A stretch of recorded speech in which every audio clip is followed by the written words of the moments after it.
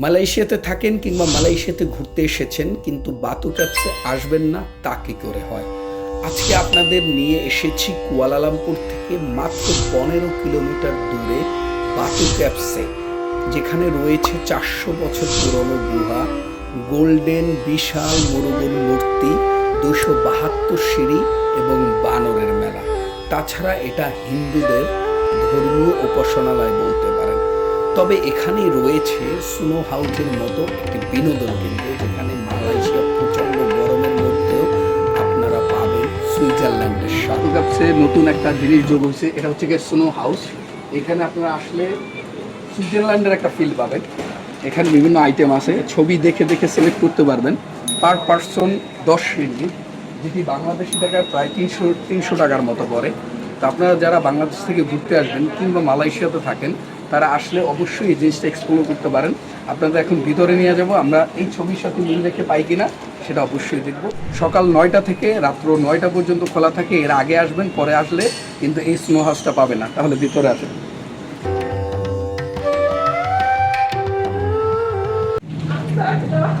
এই যে গেট খুলে ফেলেছি, এখন ভিতরে আসেন।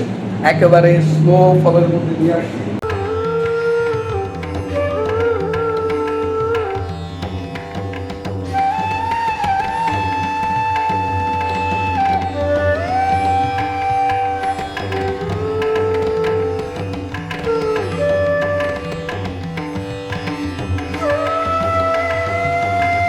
ঢুকতে হবে। তাহলে আমরা এই জ্যাকেটটা এখন পরে নিই, পরবর্তীতে আমরা বরফের মধ্যে ঢুকবো।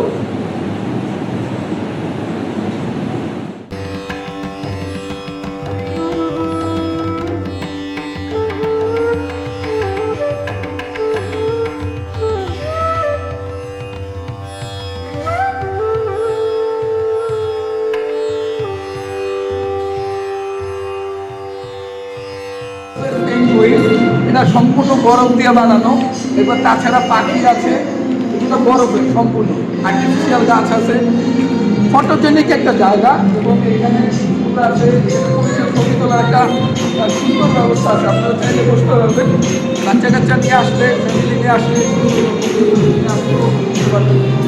এই যে একটা বরফের গুহা আছে, এটা খুব চমৎকার। ঠিক আছে, ফটোজেনিক মূলত ফটো তোলার জন্য মানুষ এখানে আসে। আর বাচ্চারা যদি স্লিপ করে, স্লিপারের জন্য স্লিপার আছে, আর পরিষ্কার থেকে বসার জায়গা আছে।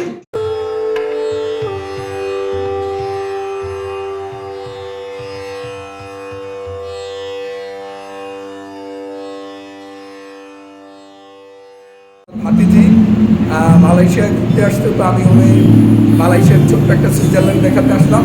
স্নোফলের মধ্যে খুবই আমরা ঠান্ডায় অবস্থা খারাপ।